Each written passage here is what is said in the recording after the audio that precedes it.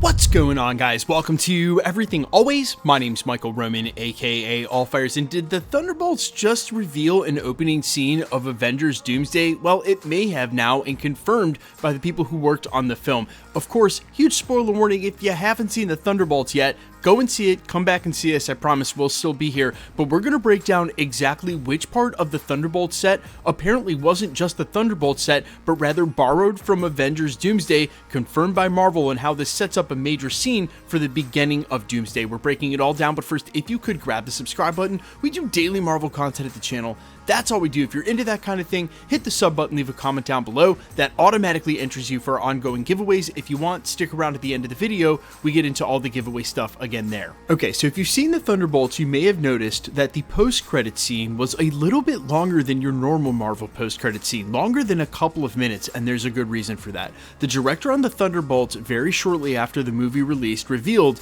that he didn't actually direct that post-credit scene, the Russos did, which gives us a really great insight into how the Russos are going to handle the Thunderbolts as a team and their specific tone, all the very heavy, heartfelt stuff punctuated with excellent humor and comedic relief, and we got to see that explored a little bit in a post-credit scene that was much longer than, say, your normal 1-minute post-credit scene that culminates in a pointless character cameo. But the reveal didn't end there. It wasn't just that the Russos actually directed that post-credit scene, it's that that set was specifically borrowed from Avengers Doomsday. Again, the director Jack Schreier went as far as to say that they borrowed that Avengers Tower / Watchtower set from the set of Avengers Doomsday, or the way that he worded it was from a Marvel production that was about to start up. Obviously, that's Avengers Doomsday. So you had a scene from the set of Avengers Doomsday, directed by the Russos, attached to the end as a post-credit scene for the Thunderbolts. So what does that mean? Well, very generally, when Marvel does it in this specific style, that means that this is a bigger scene from the upcoming Avengers Doomsday. That's why they let the Russos direct it in the first place, and since we can infer this is from the beginning of the film, and for a couple of reasons. Number one, they're not full-on Code Red, they're all just sort of hanging out at the tower, and number two, we see the Fantastic Four ship arriving, meaning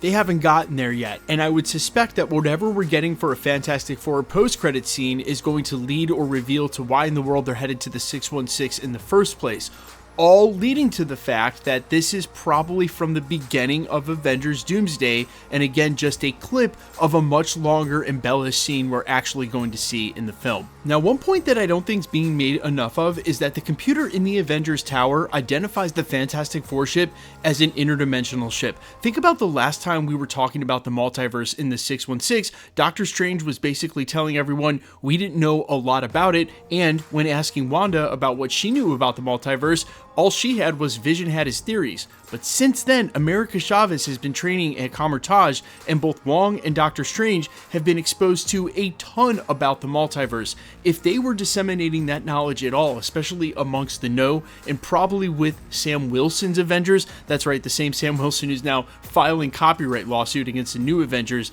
that whole faction of the team is going to know a lot more about the multiverse and have tied that to the events of Monica Rambeau. And you can guess that whatever happened with Saber and Nick Fury, Captain Marvel and Miss Marvel in the wake of losing Monica to that X-Men timeline, they would have been trying to retrieve her by now. And remember, the huge overlap here is what we saw from the end of the Shang-Chi post-credit scenes, where we know Banner, Captain Marvel, and Wong were working together. Well, Wong would have a lot of the answers from Doctor Strange in the Multiverse of Madness, and specifically America Chavez, and it sort of looked like America Chavez was sort of getting around to being able to control where she went by the end of Multiverse of Madness. And remember, it's super dangerous for someone to be in the wrong multiverse, but it would have already been dangerous if Monica was over there. They could have probably gone and gotten her. So who knows just what the status of 616 knowledge about the multiverse is now. And so when this computer identifies the Fantastic Four ship as interdimensional, that sort of reveals that within the database now, within the working sort of scientific understanding of the 616, they've started to learn about things being from other dimensions. Otherwise, it wouldn't be able to identify it. It would be an anomaly. Now, the other real question is, where exactly are the Fantastic Four going? Yes, we know to the 616, but would they be headed to New York because that's where the Baxter building is? Would they be thinking that they're headed for another Fantastic Four, possibly trying to get to another Reed Richards, only to show up to that tower and realize it's not the Fantastic Four at all? Or were they specifically trying to come to the 616 and looking for the Avengers because there's something they need to warn them about, like the coming of Doctor Doom? Yes, very similar to the way that Banner sort of knew what was going on with the coming of Thanos and made it here to New York to warn us all. Oh man, feeling like Infinity War and all over again. Now, I've seen this comment in a couple of places, and I'll be the first to admit it was a little weird to see the Fantastic Four ship before we actually get the Fantastic Four movie, and knowing that, well, not only that they survived the film, but specifically to a T, that they survive, figure out how to travel the multiverse, and then come to the 616. Unless it's by accident, but that would even be less believable than anything else, because if it's just coincidence they end up in the 616, well, knowing how large the multiverse is, more likely than not, they wouldn't coincidentally end up here. So they're coming here and with a purpose, and I think that was a little bit of a weird reveal. We already know how the Fantastic Four ends now with this specific T, but there are more questions, I think, that are asked by them showing that. And let's face it, guys, they were eventually going to have to meet our 616 heroes if they were all going to be in the same Avengers Secret Wars, and with the cast reveal for Doomsday coming the way that it did, the Fantastic Four were a huge part of that. So I don't really ultimately think it was a major spoiler. Marvel had to start connecting the dots at some point. This is actually them really trying to work hard to put it all together, which I can appreciate. But you let me know down below in the comments about any and all of this, and especially your theories. I've seen some really good ones as to what's going on. Of course, if you do put forward a theory in the comments that's unique enough to get featured here at the channel or in one of my theories, I will always give you guys a shout out, no question. It's only happened a couple of times, but again, let me know in the comments your reactions to all of this, and specifically, why in the world is the Fantastic Four coming to the 616? I'm all ears as always. Quickly, let's get into the giveaway stuff before I let you go. Alright, we are still giving away PlayStation 5s at the channel, as well as ticket giveaways for the Thunderbolts. We actually announced a new round in the last video. We're going to give away some tickets tomorrow for Thunderbolts, so make sure you leave a comment on this video, make sure you're subbed.